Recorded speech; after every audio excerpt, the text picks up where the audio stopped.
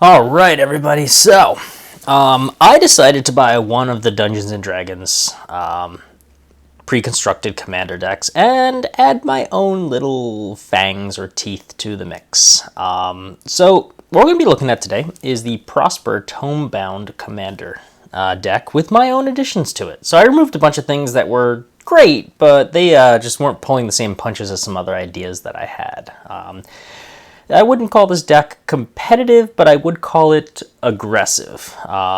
Usually in black-red, there's this huge problem where they don't really give you abilities to ramp and draw and things like that, and Prosper kind of shakes it up a little bit. So let's look at this as a commander first. Prosper Tomebound costs 2 black and red. He's a Tiefling Warlock. He's 1/4 with Death Touch. Okay. Mystic Arcanum. At the beginning of your end step, exile the top card of your library. Until the end of your next turn, you may play that card. And Pact Boon. Whenever you play a card from exile, create a treasure token.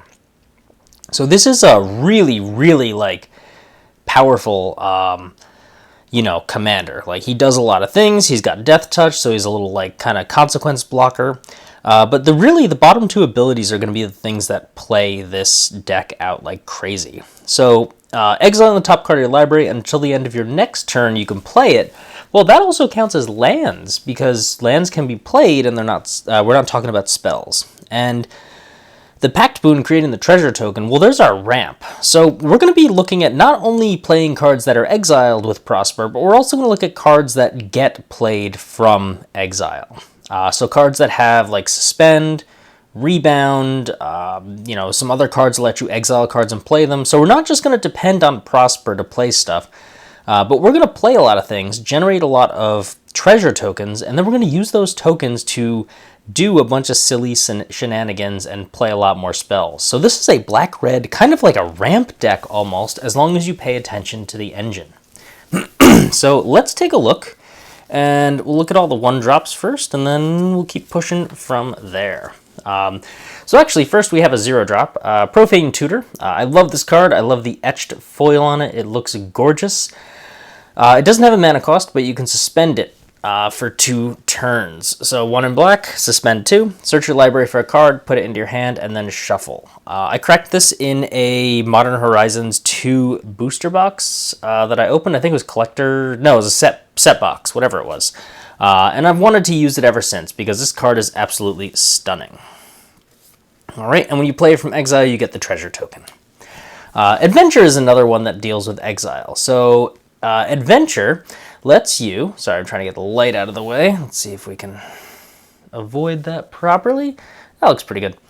It's a 1/1 Death Touch, but the Adventure ability is what makes it powerful. So pay 2 in black, you draw a card and you lose a life, sure. But then you can play it for black to get a 1/1 Death Touch from exile. So playing it gets you a treasure token and a 1/1 Death Touch, so it basically becomes a near-free spell. Disciple of the Vault. Whenever an artifact is put into a graveyard from play, you may have target opponent lose 1 life. Every time you sacrifice a treasure token, you can hit an opponent for 1 life. That's just great to put a life clock on their calculations. Bag of Devouring is black for an artifact. Whenever you sacrifice another non-token artifact, you exile it, or a creature. Pay 2 tap, sacrifice another artifact or creature to draw a card. So I'm going to do that to draw from the treasure tokens. And pay 3 tap, sacrifice it, roll a d10, return up to X cards from among cards exiled to your hand, where X is the result. So that's pretty good as well, because you can return things that you may sacrifice throughout this entire game. It's a nice way to get some recursion. Vandal Blast is just a pretty obvious card to run. Pay red for destroy target artifact you don't control, but overload it. You can clear all of your opponent's mana rocks and artifacts and other shenanigans. Sensei's Divining Top is probably one of the top cards in this entire deck. It is so powerful. You can organize the top 3 cards, which makes it really, really easy to set up one of Prosper's exiles if you want to just put a land out and play it. Or what you can do is right before that ability resolves, you can tap to draw a card and put Sensei's Divining Top on top of your library so that Prosper exiles it. Why would you do that? Well, because you can get a free card drawn, and then you can almost guaranteed play Prosper's exile of the Sensei's Divining Top because you get a treasure back from it. So you can keep building up treasure tokens with this, or you can just use the treasure token and know that it replaces itself. Every turn it just makes it bonkers. And of course we have a Soul Ring because every commander deck needs one. Alright, on our 2-drops we got a bunch of cool stuff too, and then keep diving through. So one of the first things that I saw and thought of is Dream Devourer. Dream Devourer is 1 in black for a 0/3. Each non-land card in your hand without Foretell has Foretell. Its Foretell cost is equal to its mana cost reduced by 2. So basically, you can pay 2, exile a card from your hand, and on a later turn, you can cast it for its Foretell cost. So, you know, basically, let's say I grab this guy, right? This is 3 mana. So I can pay 2 mana, and it gets exiled. And then later, on a later turn, I can pay it for 2 less, so it would cost only 1. So not only can you use this to exile cards and get Prosper's ability running when you play it from exile and get the tokens, that's a clearly obvious method for doing it, but also on top of that, you can reduce the cost of things and pay for it over 2 or 3, or over 2 turns. So this is just a really, really powerful card, and Dream Devourer, I think, is one of the most powerful cards in this deck as well, because it hides cards in your hand from other, other types of things, like a wheel or like discard your hand. You can put it into exile and you can play it wherever you want. So it lets you protect cards in your hand from things like it being discarded or taken or, shuffled into your library or anything else like that. You pretty much have the ability to run Dream Devourer, and yeah, it's just beautiful. Direfleet Daredevil, 1 in red for a 2/1 first strike. Enters the battlefield, exile target instant or sorcery from an opponent's graveyard. You can cast it this turn, spend mana as though it were any type to cast it. If it would be put into a graveyard this turn, exile it instead. So it's kind of like the blue version of this, Snapcaster Mage, except you do it to your opponent's stuff. So that's pretty neat. Piper of the Swarm, this is not really one of the exile mechanics, but this is just a good card. 1 in black for a 1/3, rats you control have menace. 1 in black tap, create a 1/1 black rat creature token, so you can make chump blockers every turn. It also has menace, which is kinda nice for a 1/1, I guess. And pay 2 black tap, sacrifice 3 rats, gain control of target creature. So early game, you drop this, you keep making rats, no one really thinks much of it, and then you start stealing stuff once you start making more and more rats. Jury, Master of the Review, black and red for a 1/1. Whenever you sacrifice a permanent, put a +1/+1 counter on Jury, Master of the Review.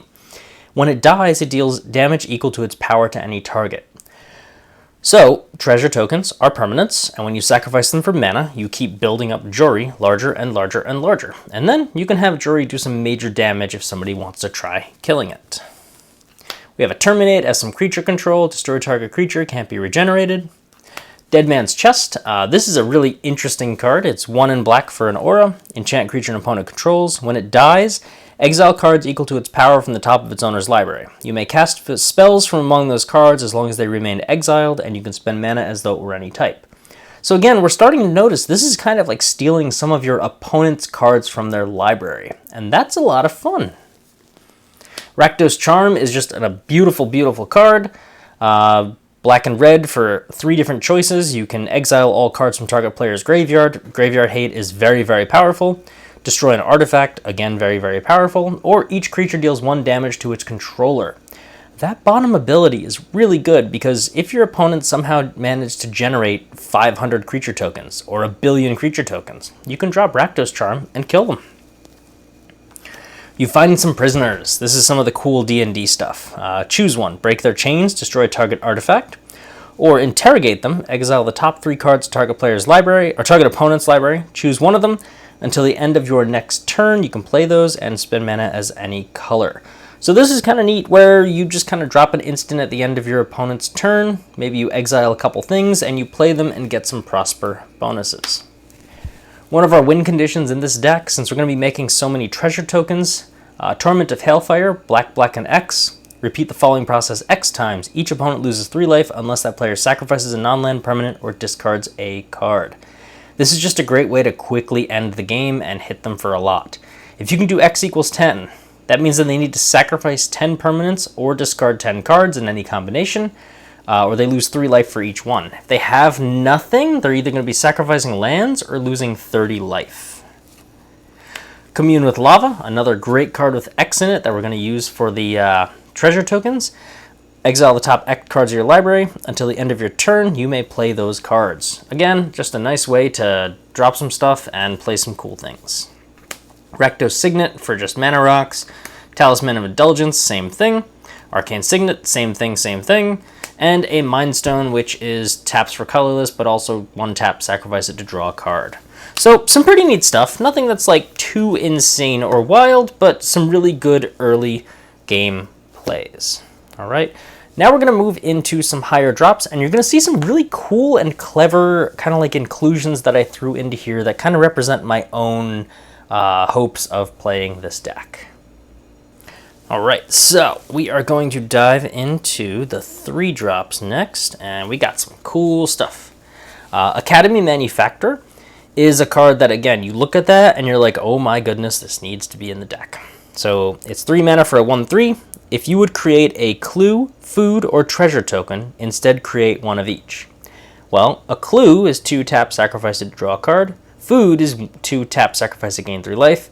And treasure token taps or adds for mana when you sacrifice it. So if Prosper is going to be making treasure tokens, we might as well get a clue and a food out of it for some life gain and some card draw. All right. Is it Chemister? 2 in red for a 1/3. It has haste. Pay red, tap, exile target instant or sorcery card from your graveyard, so you can start hitting your own stuff out of your graveyard. Okay. 1 in red, tap, sacrifice it. Cast any number of cards exiled with Is It Chemister without paying their mana costs. So this is cool because if you play this, in the beginning your opponents will be like, alright, you got 1 or 2 cards, it's whatever. Then you get 3 and 4 and 5 and 6 cards, and all of a sudden they're kind of afraid to destroy it because you're going to do the sacrifice ability and play stuff from exile. And Prosper is probably going to give you some tokens for that as well. Nadir's Lightblade, this is very much like Disciple of the Vault, 2 in black for a 1/3. Whenever a token you control leaves the battlefield, each opponent loses 1 life and you gain 1 life. So we start sacrificing our treasure tokens and we start hitting our opponents for 1 life. And it's all 3 of our opponents if it's a 4-player game, which is even better. Armix Filigree Thrasher, I decided to throw this in just as a neat little just inclusion. Whenever it attacks, you may discard a card. When you do, target creature defending player controls gets -X till end of turn, where X is the number of artifacts you control plus the number of artifacts in your graveyard.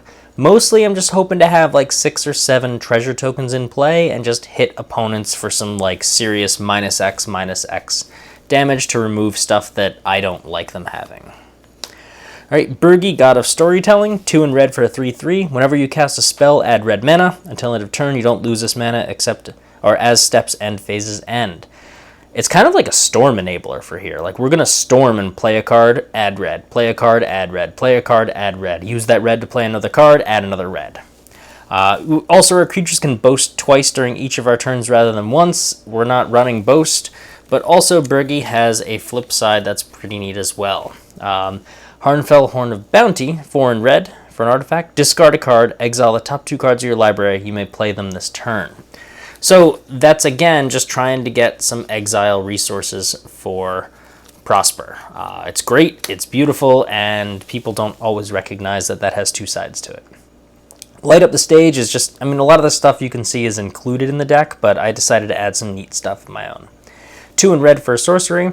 Spectacle means you can cast it for red rather than its mana cost if an opponent lost life this turn. We can figure out ways to do that. Exile the top 2 cards of your library until the end of your next turn. You can play them. So again, we play them and we get some more stuff. Theater of Horrors. At the beginning of your upkeep, exile the top card of your library. During your turn, if an opponent lost life this turn, you may play lands and cast spells from among those cards exiled with Theater of Horrors. And you can also pay 3 in red to do 1 damage to target opponent or planeswalker. So basically, hit them for a damage and then play stuff. It's just a cool card, and it fits so well into the theme as some redundancy. Cunning Rhetoric. Whenever an opponent attacks you and or 1 or more planeswalkers you control, exile the top card of that player's library, and you can play it and spend mana as though it were mana of any color to cast it. You're going to make your opponents think twice about attacking you, because Cunning Rhetoric is mostly going to be a situation that, like, do you really want to give me more cards that I can use to make more treasure tokens? I mean, if you want to, you can, but you're not going to like it, what I do with you cards that get exiled from your deck. Valakut Exploration, this actually just arrived in the mail today, so I threw it in. 2 in red for an enchantment. Landfall, whenever a land enters the battlefield under your control, exile the top card of your library. You may play that card for as long as it remains exiled. Alright. At the beginning of your end step, if there are cards exiled with Valakut Exploration, put them into their owner's graveyard, then it does that much damage to each opponent. So, as a worst case scenario, what this does is you play a land, it exiles a card. If you can't play it, it's finding its way into your graveyard and you hit your opponents for 1 damage. Not like a stellar card, but it's not terrible either. But the upside is every time you play a land, you get a free exile play for Prosper, and of course that gives you the ability to just keep playing more stuff and get more treasure tokens. Chaos Wound. 3 mana, pay 4 tap, target opponent exiles cards from the top of their library until they exile an instant or sorcery card. You may cast that card without paying its mana cost. Then put the exiled cards that weren't cast this way on the bottom of that library in a random order. You're exiling the cards, so they're going to be played from exile, and you play your opponent's stuff for free. Could you imagine playing some, like, amazing stuff, like a huge, like an Ultimatum, or anything really, even a Swords to Plowshare I'll take to just exile one of your opponent's things. All right, Bedevil, destroy target artifact, creature, or planeswalker. The flexibility in this card makes it worth the weird mana cost. Chaos Warp is just a staple for Commander. I'm actually really surprised that so many great removal cards got tossed into this like pre-constructed deck. It's so powerful, like in the box. Commander Sphere, we know what this does. 3 mana, taps 1 mana of any color in your commander's identity, and then sacrifice it to draw a card. Beautiful. And Unstable Obelisk is just a little bit extra removal. I know it's expensive, but sometimes it's nice to have a colorless way to destroy something. So it's neat. It's a mana rock. It's a mediocre card by most standards, but I'm going to keep it in here just to tone down the power level instead of tossing in something that's just a little bit more bonkers. All right, I think we're ready to move on to 4-drops, and we'll probably be able to wrap it all up in that little segment. All right, so moving on to our 4-drops. We have Gonti, Lord of Luxury, 2 black for a 2/3. Enters the battlefield, look at the top 4 cards of target opponent's library, exile one of them, put the rest on the bottom in a random order. You can look at it and cast it and spend mana of any type. Just to have a 2/3 Death Touch is a nice way to gain some board presence, and also the ability to get stuff into exile and play it. That's pretty cool. It's casting, so you can't play lands from your opponent's top of their library, but that's alright, because we'll play some pretty neat stuff from there. Tectonic Giant, 2 red for a 3/4. Whenever it attacks or becomes the target of a spell an opponent controls, choose one. You can do 3 damage to each opponent. That's kind of neat. Or exile the top 2 cards of your library, choose one, till the end of the next turn, you can play it. Again, this is all about exiling stuff and playing it. We got some dice rolling as well, 2 red for a 4/3. Whenever it attacks, this is Chaos Channeler, roll a d20. If you roll 1 through 9, exile the top card of your library, you can play it. Cool. 10 through 19, exile the top 2 cards of your library, you can play them. And 20 is exile the top 3 cards. So really, you have an upside of getting up to 3 cards exiled. But attacking every turn is nice because you'll have that second main phase, so you can kind of like swing, see what you get, and hopefully get something cool. Stormkiln Artist. This is from the Strixhaven set. I saw this, I was like, this is pretty neat. 3 in red for a 2/2. Gets +1/+0 for each artifact you control. So seeing this having 10 power is pretty reasonable for this deck. But also Magecraft, whenever you cast or copy an instant or sorcery spell, create a treasure token. Love treasure tokens. Might as well get another one if we can play some instants and sorceries. Wild Magic Sorcerer. This card, again, it's all like built in the deck, in the pre-constructed deck, which, like, if you're looking for a deck to buy, this is probably the one. It's 3 in red for a 4/3. The first spell you cast from exile each turn has Cascade. Cascade basically flip cards until you reveal a spell with lesser cost, play it for free. So Prosper exiles a card, you have this in play, you play the card from exile, you get a treasure token, You have Cascade, that exiles the cards as well, so you get another treasure token and a free spell. This is just a bonkers card. Grim Hireling, 3 in black for a 3/2. Whenever one or more creatures you control deal combat damage to a player, create 2 treasure tokens. That's a great way to just get a ton of treasures. And also pay black, sacrifice X treasures. Target creature gets -X/-X till end of turn. Activate only as a sorcery. Alright, so you can just nuke your opponent's creatures. Uba Mask. This is one of the cards that I had to put in. 4 mana for an artifact. If a player would draw a card, that player removes that card from the game face up instead. Each player may play cards he or she removed from the game with Uba Mask this turn. So a lot of this is, it kind of slows down your opponents who are playing blue because their counter spells and their instants that they want to play like in response to things kind of gets slowed down because they only have this turn to play it. This card is a little bit oppressive, but I have no way to recur it really or bring it back. So I'm not really in a situation where like I'm playing an extremely mean stacks deck where you basically try to like tax and over punish your opponents with like really like beat downy cards that just change the nature of how cards and spells are played. So yes, it's a very powerful artifact in this deck. It really hurts my opponents, but at the same time they should have some sort of artifact removal.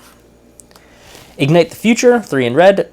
Exile the top 3 cards of your library. Until the end of your next turn you can play those cards. If you play it from a graveyard, basically the flashback cost of 7 and red, you can play those cards without paying their mana cost. So that's pretty neat as well because, hey, you can, for 8 mana, play 3 cards for free, but then you also get 3 treasure tokens back. So that's pretty sweet. Throes of Chaos. And again, these are all built into the pre-constructed deck. You buy this deck, you have 80% of the stuff that I'm going over. Throes of Chaos, 3 in red for a sorcery. This actually won me a game on Modern Horizons. I was just able to keep like throwing my lands into the graveyard to keep like cascading into small like interesting things. But it's 3 in red. Cascade, you exile cards until you get the card, and then it also has Retrace, so every time you draw a land from later in the game, you can discard it and play a Throes of Chaos to Cascade and get another treasure token. So you're kind of throwing away your lands for a spell that's 3 or less from guaranteed to be played and a treasure token. So that's pretty neat. Consuming Vapors, 3 in black. Target player sacrifices a creature, you gain life equal to that creature's toughness, and then it rebounds. Rebound is when you play it, you exile it, and then you play it again during your upkeep. It gets played from exile, so you also get the treasure token. Gaining life is also nice in this deck. Hurl Through Hell, this is probably one of the coolest removal spells that I've seen so far. 2 black-red, exile target creature. Until the end of your next turn, you may cast that card. You can spend mana of any color. So you remove your opponent's creature, and then you can play it. So if they play a huge threat, you get rid of it, and then you put it on your side, because... yeah. And we also have Disrupt Decorum. 2 red for a sorcery, goad all creatures you don't control. This is just a great way at the end of the game to kind of like buy yourself an extra turn. Basically, creatures have to attack, and they have to attack a player other than you if able. So you play this, you make your opponents all attack each other, and you don't have to worry about getting attacked for at least a turn. Alright, in our 5 drops, we have Death Tyrant, 4 in black. Menace with a 4/6. Negative Energy Cone. Whenever an opponent, an attacking creature you control or a blocking creature an opponent controls dies, make a 2/2 black zombie creature token. So just basically, someone attacks, or you. Whenever you attack, if something dies as a result of your attack, you get a 2/2 zombie. That's pretty neat. And then also 5 and black to return this from your graveyard to the battlefield tapped. This is just a card that it's just going to keep coming back over and over again, and every time it dies, you get a 2/2 zombie, which is pretty neat. And if you attack with that zombie, it replaces itself if it dies. So that's pretty cool as well. Blade Griff Prototype. This is a card I had to read a couple times because I'm like, wait, what? That's really cool. I love politic cards in a multiplayer game. It's a 5 mana for a 3/2 flyer. Whenever it deals combat damage to a player, destroy target non-land permanent of that player's choice that one of your opponents control. So you have opponents A, B, and C. I attack player C. When I do the damage to them, player C gets to choose a permanent owned by player A or B, not me, I'm fine, and gets to destroy it. So really, sometimes you can even play this and be like, hey, buddy, I'm going to attack you. You're going to take 3 life, but you're going to destroy a permanent that's been like causing us a lot of problems. And I think that's pretty neat. Ogre Slumlord, 3 black for a 3/3. Whenever another non-token creature dies, you may create a 1/1 black rat creature token, and rats have death touch. So this is also pretty fun because, well, every time creatures die, you get a 1/1 death toucher. And that's just a great way to protect yourself and also put some pressure on your opponents. Bituminous Blast, 3 black-red. It's an instant. It has Cascade, so you're going to play something from exile and get a token. It does 4 damage to target creature. That's reasonable level removal of things, and you also get a Cascade trigger, and you also get a treasure token as long as you have Prosper in play. Volcanic Torrent, this is again another card that has Cascade. So exile cards top of your library till you get something that's 4 mana or less in this case. And then also the ability of it does X damage to each creature and planeswalker your opponent's control, where X is the number of spells you cast this turn.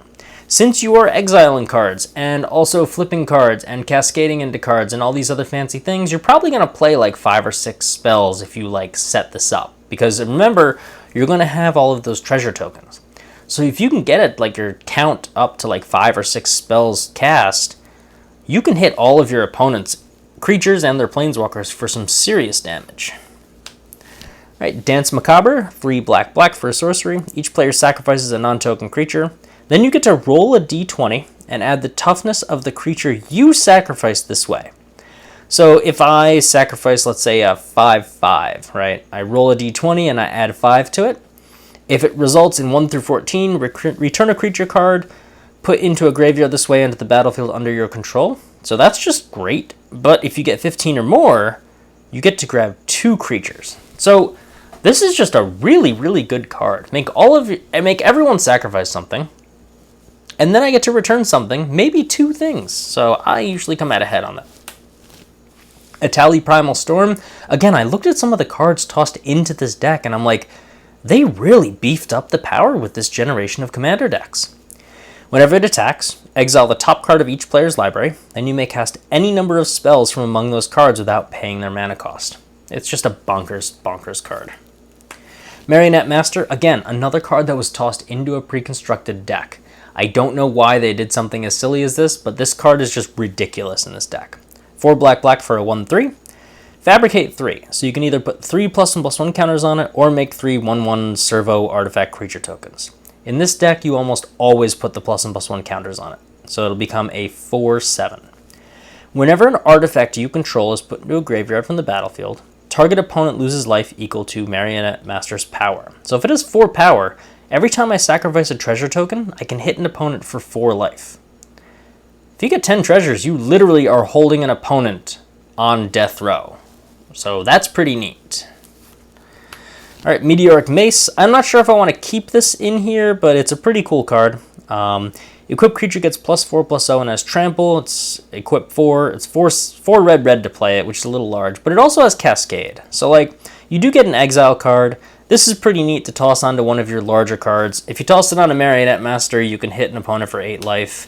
So that's pretty neat. And there's just a bunch of cards that like, there's some big stuff in here, so it might be nice to have this mace to toss onto them, and also get, you know, some ways to get some treasure tokens and cascade some cool stuff. So I don't hate it, I just am a little skeptical of its like true utility. Phthisis, there we go. 3 black, 7 mana total, destroy target creature. Its controller loses life equal to its power plus its toughness. This is a great way to kill an opponent really quick. You can also suspend it for 5 turns later, so like if you kind of have like the game going, you know, you can suspend this and hopefully by the time it resolves you can hit an opponent for the finishing blow. All right.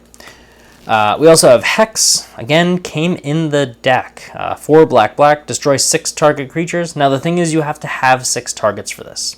In a 4-player game, that's a lot more reasonable to be able to play, but sometimes you may have to destroy your own creature to get this to happen. That's not terrible, though. Dream Pillager, 5 red for a 4/4 flying. Whenever it deals combat damage to a player, exile that many cards from the top of their library. Until end of turn, you may cast spells from among those exiled cards. So if I put the mace on this, give it 8 power, and it has trample and flying, it's going to do some serious damage, and I'm going to exile a bunch of cards to play and get more treasure tokens and just rinse and repeat.